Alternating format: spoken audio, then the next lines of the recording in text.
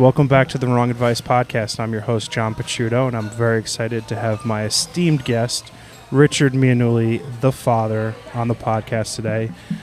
Mr. Mianulli, how are you? I'm fine. How are you? I'm doing very well, thanks. I'm very excited that your son and my best friend put this whole thing together, brought to you by Gus's Last Word in Munaki. And this is definitely the very first podcast that I'm doing in person in a bar.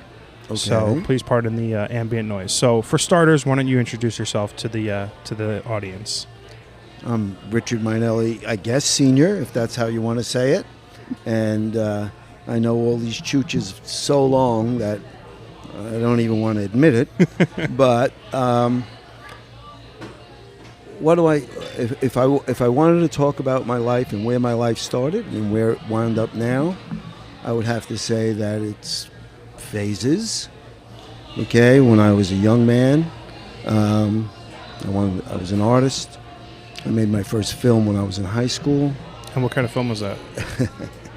It was a clip film, they would call it. It was part of my reel for me to get into film school. Oh, cool.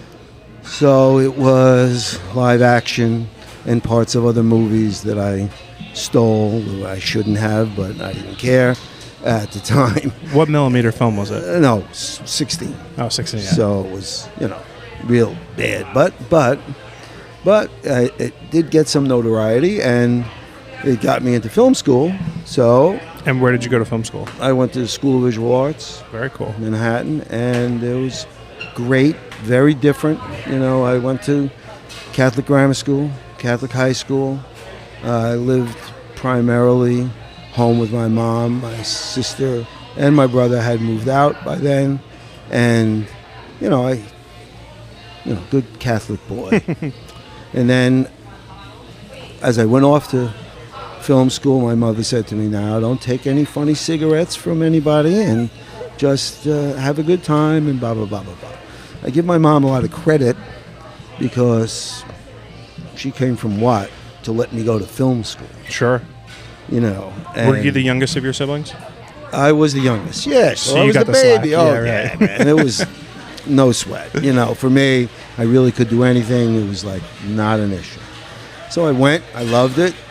But it was a different life for me. Mm-hmm. So you meet all kinds of great people. And I spent a lot of my time, even though it wasn't a dorm school, I spent a lot of my time there overnights. It was 69, 70. I was going to guess the early 70s. Yeah. So the city in the early 70s was like an interesting place to be. Yeah, it was great. It was bankrupt. Yeah.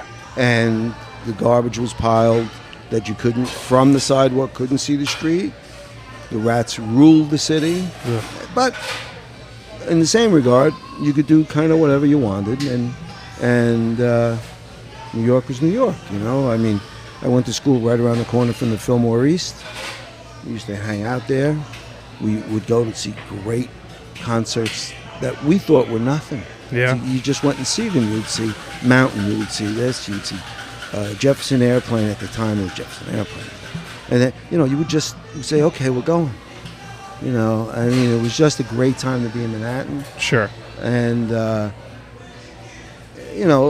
unfortunately, business was, in the 70s, early 70s, not a good time. Mm-hmm. So I went into whatever film business was available to me, and that happened to be mainly the adult film business. Pornography. Well, so you graduated with a degree from school, correct? Yeah. Okay, so your first real, I guess, would you say director job, like his directing debut, was adult film? Well, no, I didn't. Okay, so let's. So what happens? I get out of school, and I worked in a still film studio for a while. Okay. And I did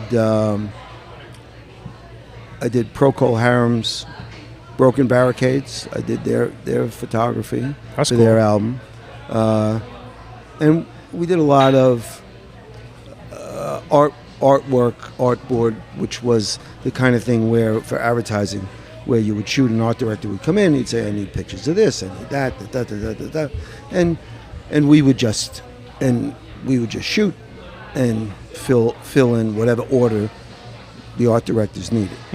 Did that for about a year, and then my wife, or my to-be wife at that time, didn't want me in the city with models, and not that I was anybody's favor, but the fact of the matter, she didn't want me there. Sure. Was this all freelance work? Yes. Okay. Absolutely.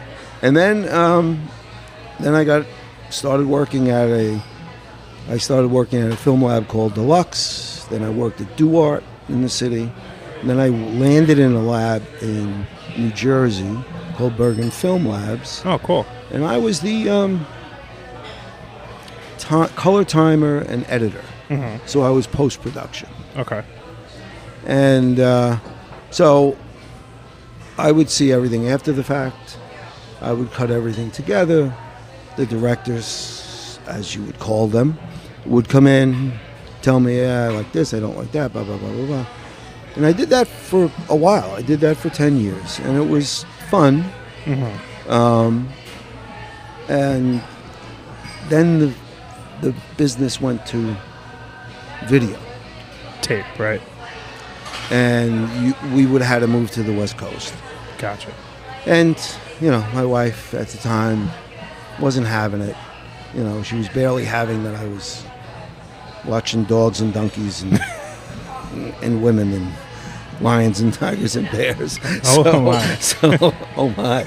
So the reality was that, I wasn't moving to California. Sure. Understandable. So. So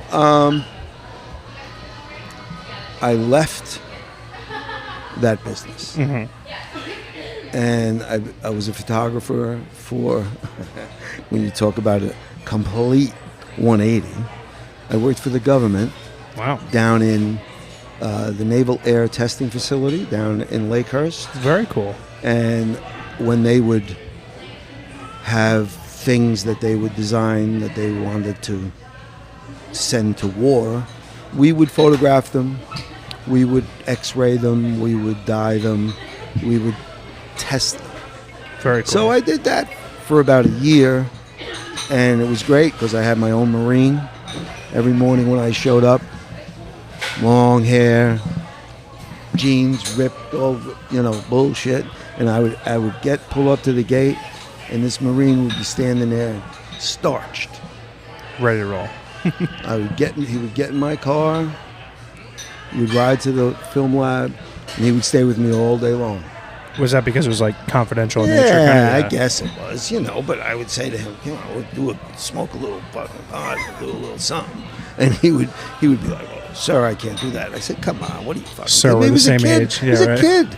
He was a kid. I was 20 something, and he was a kid. He was, and it was great. But I had my own Marine. It was like a nice deal. That's very cool. So you and I bonded over the fact that I am a in quotation photographer. You are a photographer. And I find the number one thing I like asking people of your generation vis-a-vis photography is, what is your opinion or feelings on the vast majority of photography today being done digitally? Now, there's still a ton of high-end fashion work and billboard work that is, primarily made with film. But how do you see the use of digital cameras, comparative to film work back in the day? Okay, so here's the deal. Film was all there was. Okay, so there really wasn't much of an option, and it was a great medium, and it was great to work in because with film, with lighting, with everything, you could make what you wanted, you could make happen on the film. Then, and what started to happen, I'm not sure what year it started to happen, is the film business. So if you go back to kind of capture your question, is that for years what would happen is that someone would shoot a film, they would shoot a scene or two scenes during the day. At night, it would have to go to the film lab. It would have to be processed. A work print would be made. The director would have to, sometimes midnight, 1 o'clock in the morning, look at that print and decide whether he had to go back the next day to shoot that same scene over. Right. Very costly. Spielberg, I think, was the first director, but at his beginning, who started shooting. It wasn't digital yet, it was video. Instead, he would shoot video side by side with his film. Okay. So what would happen is that he'd be able to look immediately if some asshole in the back was standing there with a beer can that shouldn't have been there, or there was a boom mic hanging in the scene. I mean, that shit happens like all the time. Right. It's not you say, oh my God, no. Oh yeah, all the time. So the fact of the matter is that in the old days, you would have to set up all the next day and shoot it again. Couldn't digitally remove it. So he kind of would look at the video and say whatever he would say, and I'm sure it wasn't pleasant. Okay, we'll shoot it. But he would shoot it while people were still on set, while people were still there. So it saved a huge amount of time. Then everything moved to digital, which is a whole different thing because, look, you used to be able to say, photograph's worth 1,000 words. This is, if it's in a photograph, it's the truth. Now that's all bullshit. People can make a photograph be anything you want it to be. They could show me with a beautiful woman, which we know is not true, except for my wife, who's a beautiful woman, but not here. Not here. Yes. So what I'm saying is that now you can do anything. Sure. I struggle with it as an artist because I shoot both film and digital, and the process of shooting digital is a breeze, right? The post-production manipulation of images, I could save a terrible photo and I can make a really great photo better. But the analog action of shooting film is much more like my spirit. I am much more invested in the act of shooting film. The cost sucks dick. Yeah. But the actual process is something that speaks to me a lot. Well, I think the reality is that everyone needs to start with film. Anyone who wants to be a photographer can't pick up a digital camera and become a photographer. Sure. Because you don't get it. You don't understand. You don't learn. You don't understand the light, composition, the things that make a photograph. Photograph is not some selfie of Paris Hilton's Gumasikyam when she's getting out of a limousine. In other words, give me a break with all that. Right. So, if you want to be a photographer, film forces you to follow certain rules.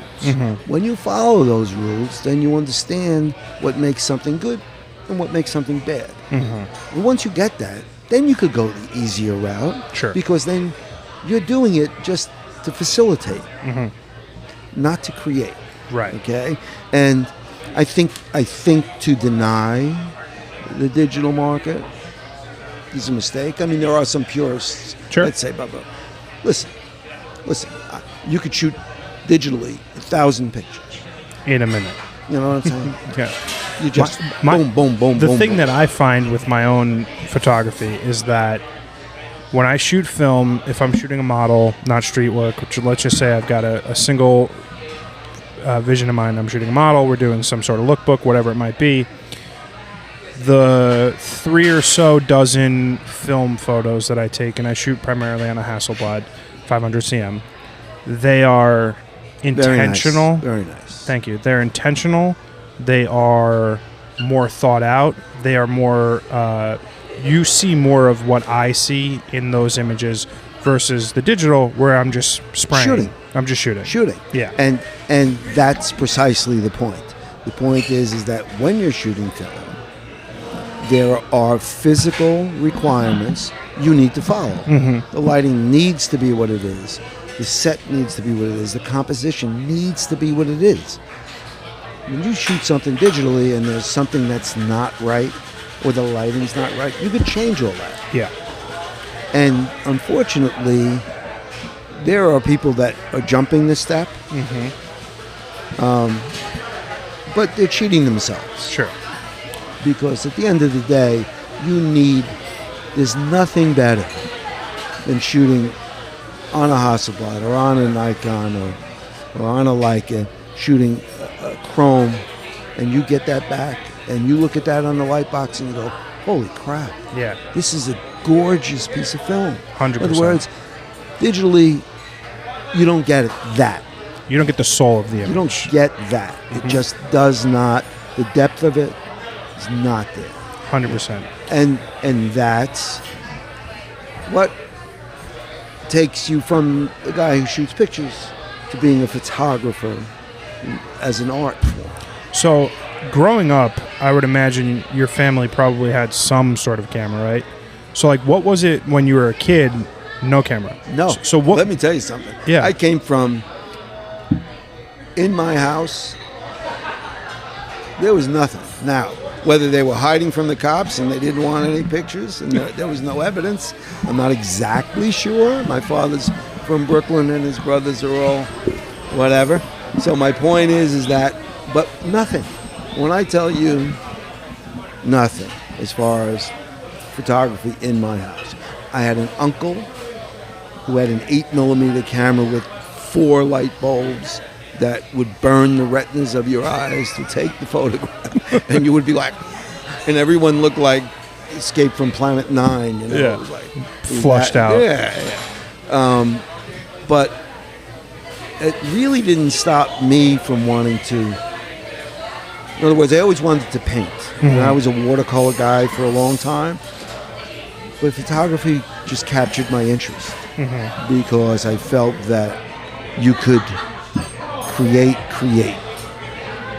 You know, and then I saw great photographers. Look, I was in Richard Avedon's studio. That's incredible. I mean, I was with people that were photographers. The guy that I mentored with, which was Peter Sahula, probably one of the finest photographers. If you look him up and look up his work. I mean, all crazy as bed bugs, every one of them. You know, but you have to be. Who really cares? You're right. You know, I mean, who cares about any of that? And it just, to me, that you savor the film aspect of it is great for you. You know, because you need to have that. I mean, look, you need the other tool. You need the digital because if you're going to commercially do any work, sure, can't roll in with the house. No, man, you're not gonna. Where are you going? So what made you initially pick up the camera, though? Like, were you in school and you were trying out art stuff, and then you're like, you know what happened? I went to Bergen Catholic High School. Oh, okay. No art program at all. Wow, surprising. Okay, so now I would bitch. I bitched for 4 years that I was there. I said, you have people in the fucking band, you got sports out the ass, you got this, you got that, you got this. I said, you have no art program? You're supposed to be teaching me a rounded education? How could you not teach an art program? Of course, that didn't win me any favors with any of them, but they would love to beat up a kid. Listen, we had a bunch. There was 2 school buses that came from Garfield and Lodi. And when I went to high school, no joke, and I know I can't say this, but I'm going to say it, we were on the Guinea bus from Lodi. And when we would pull up, they would say, the Guinea bus is here. That's incredible. Yeah, oh yeah. And it was. And especially Jersey, which is a predominantly Italian state. No, not Bergen Catholic. Irish Christian Brothers. Oh. Everybody went there, you know. And look, to me, that was my first look at a different group of people. Sure. I mean, I grew up in Lodi. Let me tell you what. I didn't even know somebody that was Irish, who they were. You know, and then I went there and got my ass kicked a couple times, and I learned who the Irish really were. But that's not the point. So you hounded your administration for 4 years to get art programs. Right. So here's what happens. I got accepted into film school in my junior year. And how did you apply? Well, they wouldn't let me. Oh. They said, you have to go to St. John's, you have to go to NYU, you have to go. Those are the schools they were pushing. And I said, I don't want to go to those schools. I said, they're mainstream. At the time, SVA, School of Visual Arts, was like the shit. Okay, it may not be now, but it was radical. It was, you know. And I met someone who was a director, and I showed him my bullshit film, and he said, you know what, you're a pretty good kid. And he wrote me a letter. He says, I know Silas Rhodes, who's the dean of acceptance. Boom. And I just decided that was going to be my out of being a gangster like everybody else in Lodi. Fair. And, I just chose that's where I wanted to go with my life. Now I'm back to being a gangster, but that's not the point. Well, that's what it's interesting. So, like, a lot of the conversations that I have are centered around how I've got to a very creative point in my life where the 34 and a half years prior, I had no creative outlet. You seem to have gone the other way. You started off extremely creative, and now you went to like a very normal career. Right. Oh, and here's the thing. I do residential construction only because it's an artistic outlet for me. Okay. I mean, the only thing I ever made money on is commercial construction. Sure. Okay. But I could go into someone's house and say, listen, I can make this like this. They get all excited, and everybody wets their pants, and then we have a good time. And it lets me vent that creative. Interesting. Because I was never really good enough to be a photographer to make money. Interesting. And I needed to make money. Because you were a father. That's typically how it goes. Yeah. You know what I'm saying? Yes. So because by the time you were my age, you already had kids. Listen, by the time I was your age, I was already married 3 times and had kids. Right.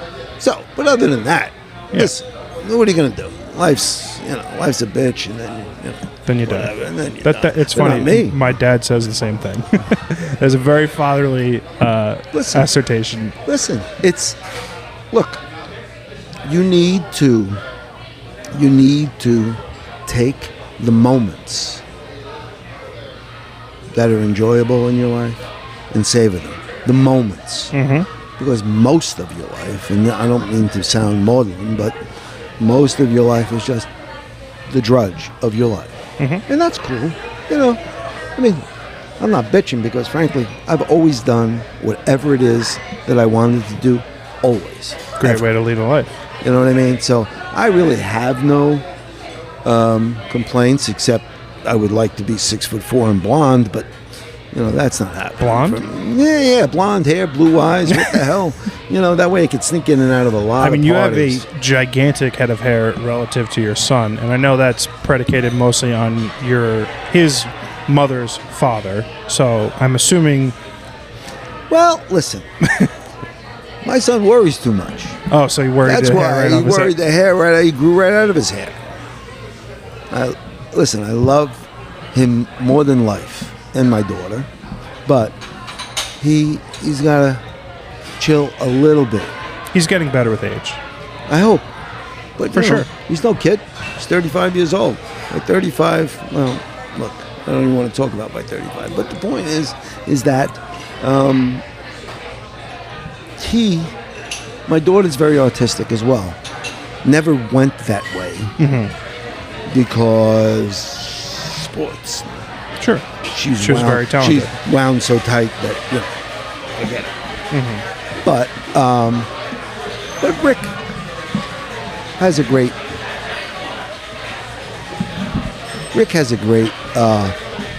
feel for what he likes and what he doesn't like. I'll tell you, were it not for your son, I would have had a very boring trip about a year ago this time. I got laid off from my job. Okay. I decided to pack my car with a cooler, some clothes, some food, some drinks, and set off across the country. And I drove as far west as approximately Jackson Hole, maybe somewhere in Arizona. I stopped short of Los Angeles because California was on fire. Right. So I stopped short. And it's still on fire, by the way. Yeah, a year later, it's still on fire. And Rick, we would talk for an hour or so each day. He'd be like, "Oh, you got to go over here and see this, and you got to." Yeah. From when he was 4 years old. Now, this is a bizarre thing I'm going to say, but it's the truth. From when he was 4 years old, I would say to him, because you have to remember, at 4 and Bettina was 2. We were already separated. Okay. So I would have them, and I would take them to Manhattan often, almost every weekend, to the different museums, things like that. Rick would say to me, okay, Dad, we're going to the Museum of Natural History. We should go George Washington Bridge, 108. He had this natural kind At of 4. thing about at 4, at 5, at 6. Now, you're going someplace, it could be on the other side of the world, and you call Rick up and say, Rick, where should I have dinner in Timbuktu? And he would go, well, there's one place, I wasn't there myself, but I heard that there's a good place. Incredible. It's like this He either talent. is the greatest Googler of all time, or he just is like, it's remarkable. Listen, I was in Bumblefuck, South Dakota. South Dakota. And he knew where to send you to get. Yeah. Yeah. It's bizarre. Bettina, whose sister, obviously, was out in Colorado with her cousins and whatever, and they were lost, or wherever they were, all of them. And she called him up on the phone, and he said, okay, drive about 5 miles down the road, go. And she goes, Dad, How the fuck do she you do says, that? how does he even how does he fucking know where I'm in? Oh. He goes, well, you explained to him where you were at that point. He figured he has a talent for that. Mm-hmm. That is amazing, actually. I always often said to him that maybe he should do something with that because, Traffic control He just expert. loves it. Well, either that or he could be a sniper. As of so being that I'm roughly in a position where pretty much all of my friends are fathers. I don't know. I think I only have one other friend who's single, and I have no friends who don't have kids. Basically, everybody I know is a father. Okay, so now why are you single? Quite frankly, I haven't met the right person. I think things in life truly happen at its pace and its time, and people come in and out of your life when they're supposed to. I ended a relationship probably 6 or 7 years ago because the person that I was dating didn't want to have children. Okay, And now children are important to you. they were, and now 7 years later or so, I no longer know if I want that. So I think it's one of those things that Right. things develop as they are supposed to.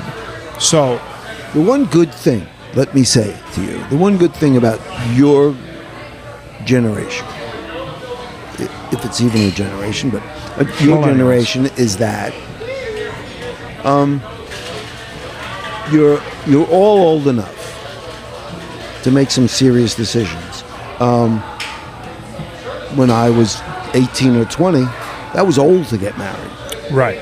Well, that's where I was ultimately going. So I feel like our generation is much more aligned with your generation in that the vast majority of my friends were married in their 20s, maybe later than you guys were getting married at 20 and 24. My friends were 25 to 28. But do you see that as a weird kind of coincidence or happenstance?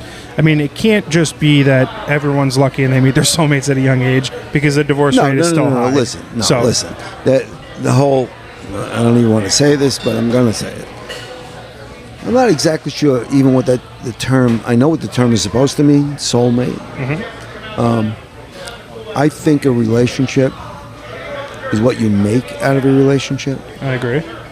I think that you meet an individual that is intelligent, that has that you have similar likes and dislikes, not necessarily important, but you have that. Commonalities. And then you make something happen. It's work. A relationship is work, and if you work at it, it's successful. What I do find about your age group is that you're getting married and staying married. My age group, you're getting married 2 years, you're in, you're out. Now, I do have friends that are married 40 years or 50 years, close friends. And of course, they look at me like, whatever. But they all now come back to me. I just had a guy in Colorado, another guy from Florida comes up and says to me, you look great. I said, I look great. You want to know why? I spent most of my life saying F you to everybody in the face of the earth. It's only the last 20-something years that I said, okay, my kids are getting married. They're having grandchildren. Maybe I should act like a grandfather. I always thought that I was a good father. I wasn't always a good example. But I always loved my kids. Mm-hmm. And I think that's important. I Absolutely. think you need to decide what's important to you. Sure. When you meet someone, It changes everything. well, listen usually. to me. If you tomorrow, Or tonight, we are at Gus's last okay, word, yeah. Okay, so now you come here and all of a sudden this beautiful woman says to you, "Oh, you're like the Sheik of Araby. I'm going to make you forget about it. Forget humping your camel. I'm going to take care of you." And you fall in love with her. Your life will not ever be the same. Sure.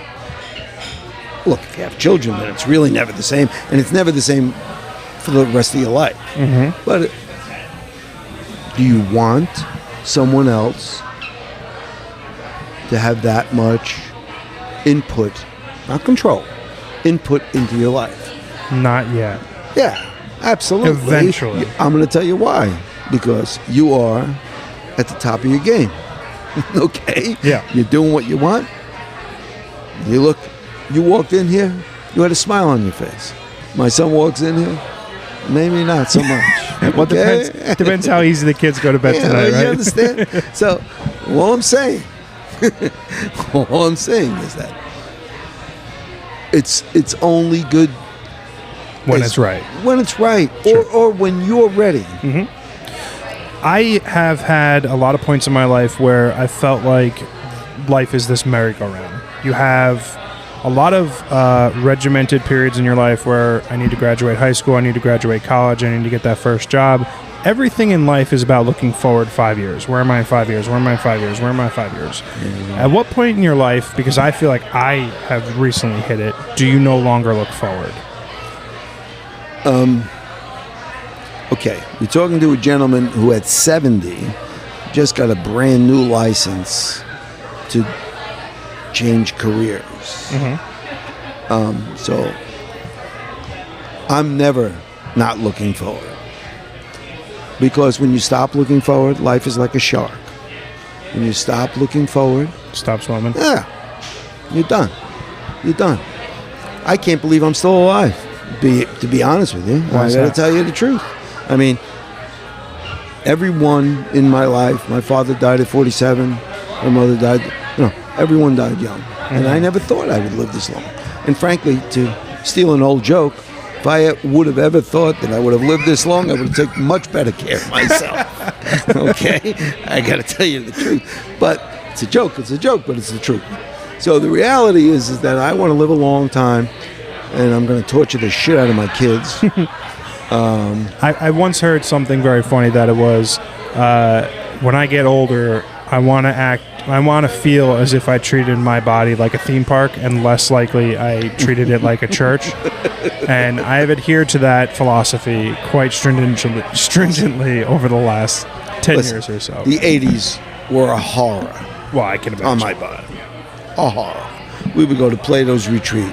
We would go to the Fifth Season. We would go to the Blue Moon in Manhattan. Let me tell you something. The cocaine was Crazy. We go to the rooftop.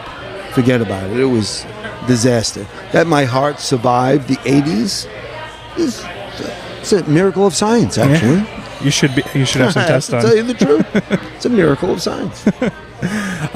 So ultimately the fundamental reason why I asked that question is because, like, where I am today versus where I was 5 years ago, I would never have projected myself to be in this new kind of path and pattern and creative outlet that I found, right? Okay. So at what point, you took a step away from the creative arts and the passions that you started in college to work a normal job, to be a father and, provide for your family. So being that you're 70 now, what do you look at was there a turning point when you were 40? Was there a moment in your mid to late 30s that you were like, okay, time to stop fucking around, time to, Okay, I'm going to give you a little bit of fatherly advice. Please do. don't ever stop fucking around, and don't ever stop being an artist. It's the only regret. And I have a wonderful life. The only regret I ever had. Okay? I have a son, stepson, a son, I consider him, who's an artist. True artist. He's devoted his life to being an artist. And he's a great artist, and he's just been recognized in Philadelphia as something. It's because he never gave up. He never stopped saying, I'm an artist. I stopped because money dictated me to stop. Absolutely. Understandable. My advice to you, don't stop. Yeah. Become good enough that you can make money at being an artist, and then get married, and then have kids, or not have kids. But if you have this creative element, we don't have enough creative people in the world. Sure. We have a lot of people that want to blow shit up. We have a lot of people that want to be politicians and all this horse shit. We don't have enough artists. We've never had enough artists. Okay? When you go to Italy, when you go to places that you say, holy crap, these artists were revered. The Medicis were fighting over Michelangelo. The Medici, now artists are like these chumps. Lepers, yeah. Okay?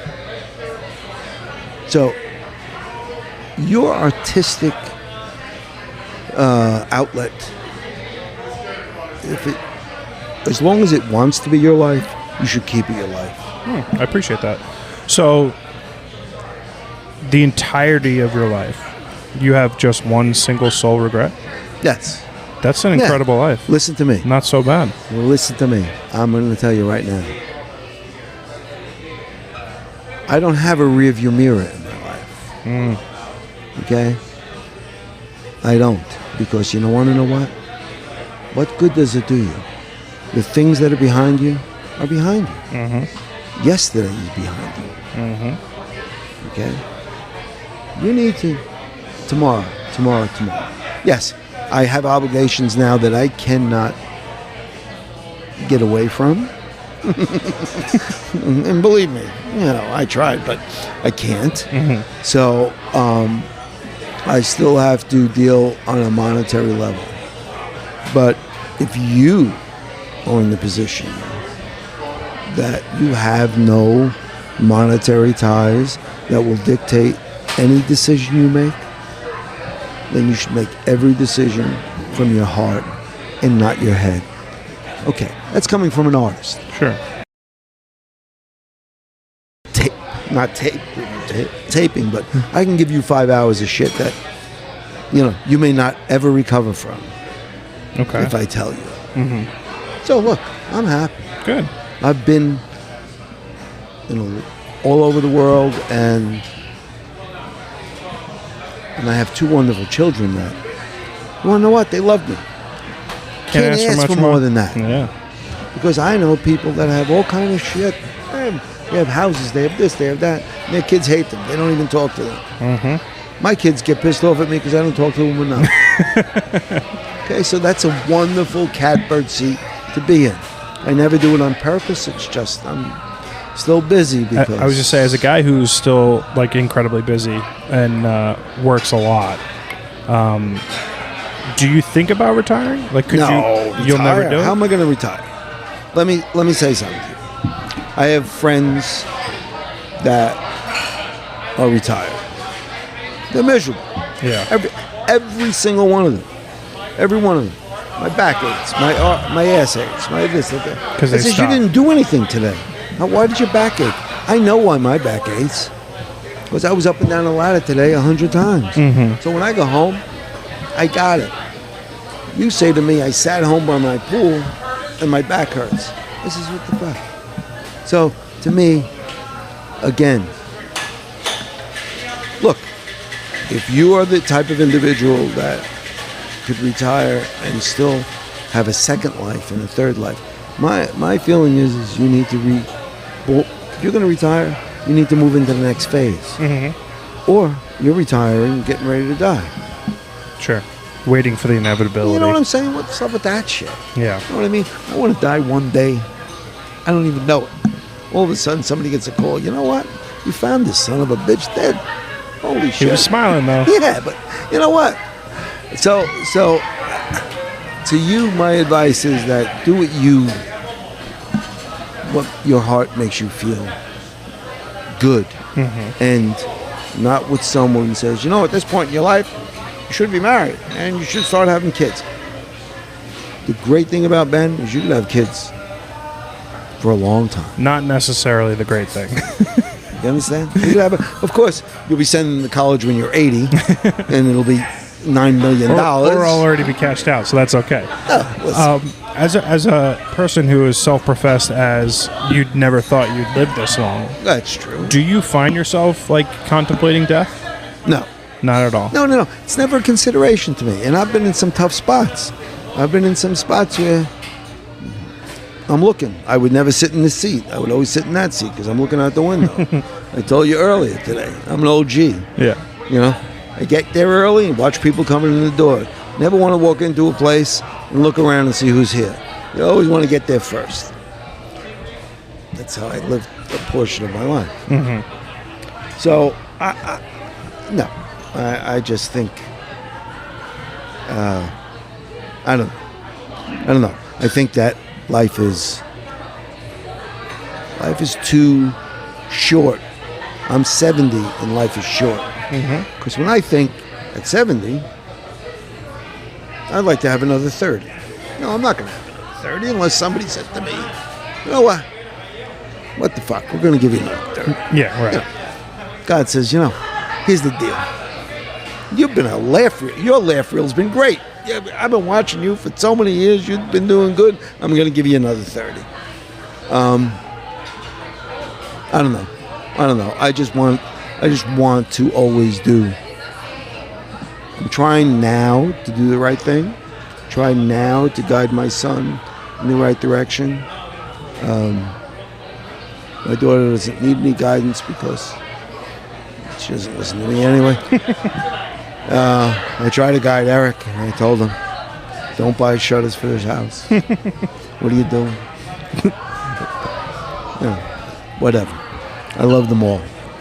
Anyway. That's what we like to call in the business #blessed. Tell you what I can use is another cocktail. I'm fairly certain that I've been drinking your Oban, and I believe they gave you my bourbon. Yeah, see what happens? Yeah. There's a hole in this glass. Yeah. And I think it's at the bottom. Because I've had Blintons before, and this is entirely too peaty to be a bourbon. Oh, I'm not gonna God. So I'm having all these Mamalukes at my house upstate in a couple of weeks. Not this weekend, following weekend. So forget it. That should be fun. Rick's camping out with Anthony, and I'm remembering the first time that I camped out with Rick at 4. What is that cyclical nature like? Yeah, well, that's an interesting thing. Yeah. Because I never thought that. Well, I never thought that it would be. So now I start to look at it, and I said to Rick the other day, I said, look, Rick, I know that you want to get a tent and sleep overnight outside with Anthony. I said, do you mind if I join you? I said, because I think when you were 4, I was too anxious to enjoy it as much as I should have. I said, and I would really enjoy it now to see you interact with him and just, of course, Dad, blah, blah, blah, blah, blah. So, it's a look.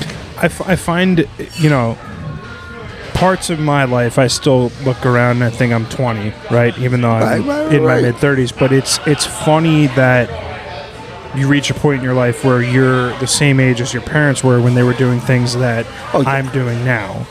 And it's just the cyclical nature of how a life works that I find incredibly, it's funny. Because when you're a kid, you look at your parents they're your parents. They know everything. Meanwhile, they're 35-year-old people who don't know what the fuck they're doing. No, listen. Having kids especially didn't ever come with a book. It would have been great if someone said, oh, you're having a kid here. Just read this book. And we're not talking about Dr. Spock. He was an asshole. We're talking about there were no books that you have to do it. If your first kid is like, holy crap, you have to figure it out. Even though everyone has advice, it doesn't make any difference. It's your particular kid. That's what I tell Rick about Anthony. That's what I tell Rick about now Vincent, who's now a completely different kid, and he's gonna fuck them all up. Oh yeah, this new one, oh man, they're in trouble with the new one, because you look in his eyes. I sit and look at him, and he's like, taking it I all got in. this shit. I got this shit worked out. These people are chooches. Look at them all. So they're gonna have an interesting life. Look, my daughter already has a daughter who is unbelievable. Yeah, she's a cutie. Yeah, she's smart.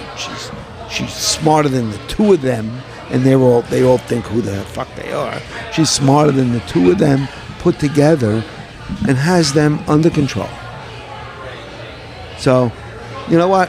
I tell my daughter every day, good luck with that, because she's gonna be running that house real soon. One question that I typically find myself asking a lot on these podcasts is, what is the best piece of advice that you've ever been given?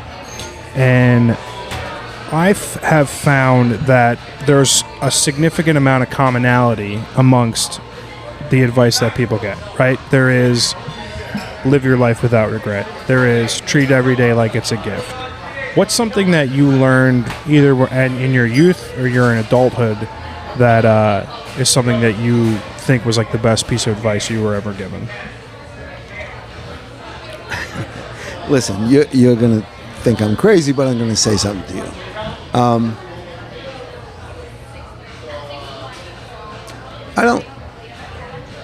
No one of any, except for my brother-in-law,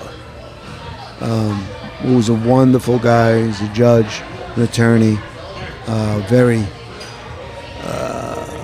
sound. He gave me some advice one day. Said, look, try to do the right thing, blah, blah, blah, blah, blah. No one's ever given me advice. Part of my problem in life. In other words, I don't remember anyone. My father died, I was 7. He was 47. And I had a million uncles. Most of them were gangsters. That, what did they have advice? Duck? Shit like that. Nothing. No advice. They were not educated people. They loved me. So it didn't change my opinion of them, but nobody really ever gave me advice. Consequently, I made a lot of mistakes in my life. I don't regret any of the mistakes, because Isn't that what life is, though? no, every time, listen to me. Every time you make one, the only mistake is that you don't learn from Right. the mistake you make. Okay, so I have to say that. What is your best piece of advice to give them? My best piece of advice I would give you, as I would give my son, as I would give my daughter, is be true to yourself. Because at the end of the day, when you go to bed at night, you're all alone. Okay? You could be in a room with 1 million people and you're all alone. Mm-hmm. And people that have everything, people that have money, the people that have all, when they go to sleep, they're alone. And the reality is that when you're trying to make other people happy, and when you're trying to do things to please other people, it fucks you up.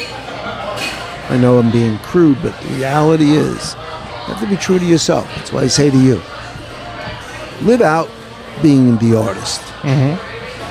Ultimately, if you can't live the lifestyle you like to live, being the artist, then you'll change your situation. Mm-hmm. But it'll be your decision to change. Mm-hmm. It won't be someone else saying, what the fuck you doing? What do you mean? Get a job. What the fuck's the matter with you? It should be your decision. My son, I tell him all the time, my daughter, I tell everyone, my stepkids that I don't consider my stepkids, tell them the same thing. Be who you got to be. Because you want to know what? At the end of the day, That's all you got left. yeah, who are you? When you get up in the morning, and you're brushing your teeth, and you're looking in the mirror, and you go, holy fuck. If you had 3, 5, 6 scotches, you go, holy shit. But you know why, holy shit. Mm-hmm. You know, and like W.C. Fields said, you know, when I wake up in the morning, I know that you're going to feel better than I'm going to feel the rest of the day. I mean, the reality is that you need to understand the consequences of what you do. I like that. You live sort of and I don't mean to assume, but I'm going to say it, a life without consequences because you live alone. Correct. And whatever it is you do, you decided to do it. You may say, I shouldn't have fucking done that. But at the end of the day, okay. Who did you affect? You. Me. And when you meet somebody, you're affecting somebody else, it's a fucking pain in the ass, I gotta be honest with you. So if you meet somebody and you fall in love, okay. What are you gonna do about that? Nothing. But So you I always pay a couple $100. Not have to worry about it. I like to spend the last bit of every podcast asking some like kind of rapid fire questions, and some of them are easy, some of them are heavy. But I want to start with, what is your favorite movie of all time? Favorite movie of all time? Gone with the Wind. Why? Because it depicted a time in life that people say is a horror. Slaves, and it's this and it's that. But it was very real. Mm-hmm. And it was who we were. And frankly, people want to get rid of that movie. People want to say, blah, blah. But it was a great movie. It displayed, whether you want to say a horrible time in our period, but it was what it was. I always thought it was a great movie. I love Casablanca too, but that's for a different thing because I'm a Bogart fan. But Sure. You know, What's your favorite book?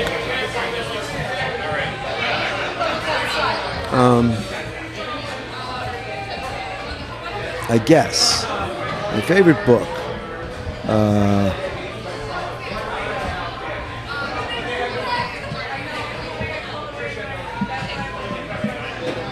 I would have to say it's a current book. Mm-hmm. It's Killing Crazy Horse. Okay. I haven't read it, but I have heard about it. And only because it sheds reality on. Massive atrocities. Yeah. In other words, we're given, smallpox blankets. And, in other words, look, we're not the only peoples that did that. But I have to say that, would I like to say it was some sweet, wonderful book? But, my life is not that sweet and wonderful. So that was, to me, it's a recent book. What inspires you?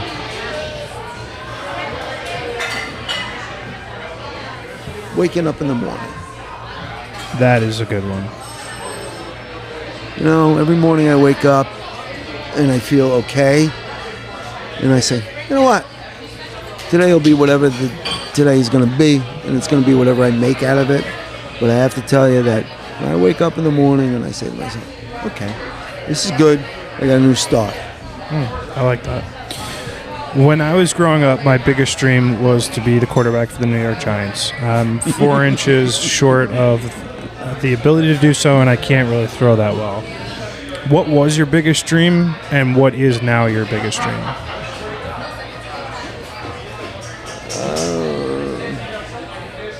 I would have wanted to be a motion picture director, like a serious motion picture director. For a long time. Now, I would like to live long enough to enjoy my grandchildren's life. Mm-hmm. Some grammar school, some high school, some bullshit. Now that's asking a lot, but that would make me very happy. Because other than that, What else is look, there? I have. Listen, I have.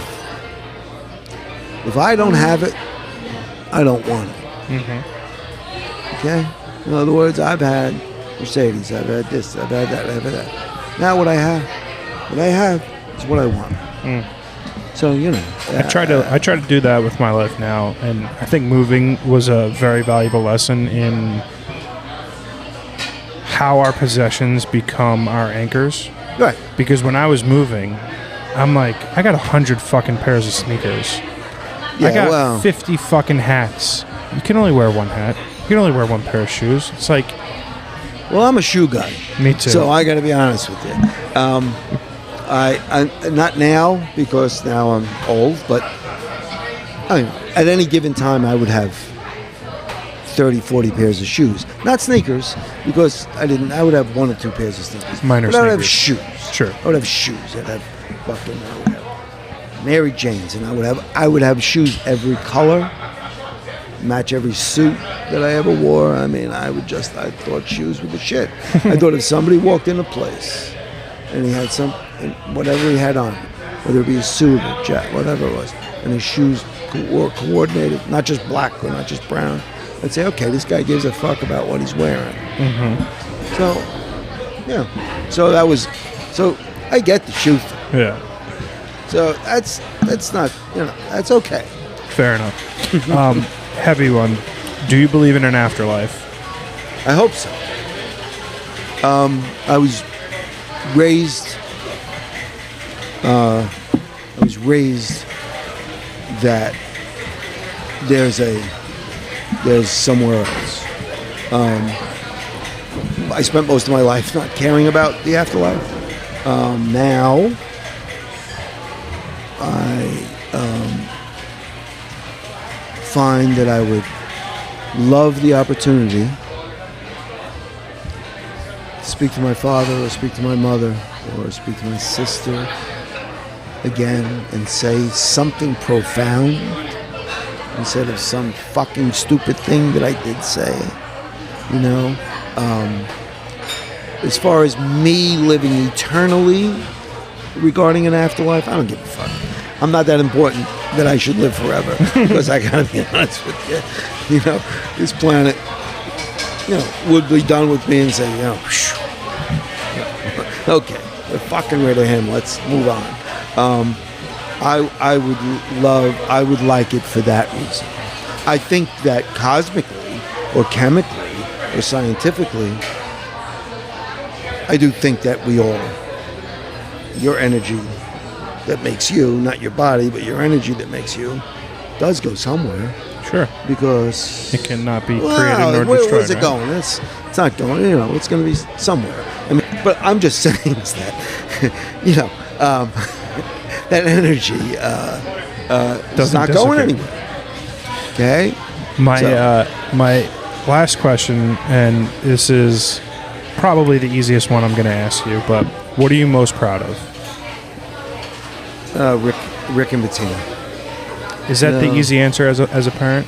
No. No. Because a lot of parents have asshole kids. Yes, you know what I'm saying? Yeah. In other words, there are a lot of parents that say, shit, man, I don't know what the fuck. No.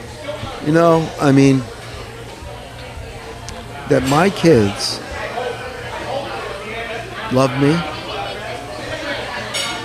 and care about me, that's the fucking best. Yeah. You know That's what I'm what saying? In life other is. words, I can't imagine. I'm so fucked up that I can't imagine that they don't turn around and say, oh, Dad's coming. My kids argue over whether I'm coming to see them or not. My daughter gets annoyed that I don't see him. My son, same thing. No, Dad doesn't want to come and see. You realize what a wonderful thing that is, that they want to see me? Yeah. I don't know how I did that, by the way. I think, the man in the clouds, often that I was somehow cosmically blessed with the most wonderful family anyone could ever ask for. And that's, they say you don't pick your family, they don't, because you're born into it. But I think there is something to be said about the fact that I have the most wonderful parents, the best brother and sister, and Listen, it's luck. here's the deal. That allows you to be comfortable with who you are. Mm-hmm. Okay? Because if they were jerks, and they would be calling you up and saying, what the fuck you doing? Brothers and sisters could be a pain in the ass. Sure. I mean, in my case, I was the baby, so, I was good. Yeah. But the point is that you think of them as that, allows you to be who you want to be. I completely agree. Makes your life comfortable in that regard. Look, tomorrow you may wake up and say, "What the fuck am I doing? I better go." An hour from now, I might say right, that. but that's okay. The advantage you have is that you could say that, and that affects you. Mm-hmm. So anyway, look. Salute. Mr. Mianulli, Richard the Senior, thank you so much for doing this with me today. My I had pleasure. an absolute blast. Look, I love it. Look at this. Yes, I'll take one more because God knows I need one more scotch. We'll get a couple bites to eat. Thank you so much for doing this. Appreciate Gus's last word for letting us take up some space and have a truly wonderful conversation. It's a delight to be able to get to a better level with someone who I consider just an all-around great guy, great human being. Thank you. Good Thank father. you. And thank you so much for coming on And you're today. a good friend to my son. I appreciate I have to that. say that. I try. Okay. And you took great. Now that it's all over, I saw your photo. Yeah, some great stuff. And I didn't see all of it, but you know what? I took about 800 of them. Well, I'm going to stop there.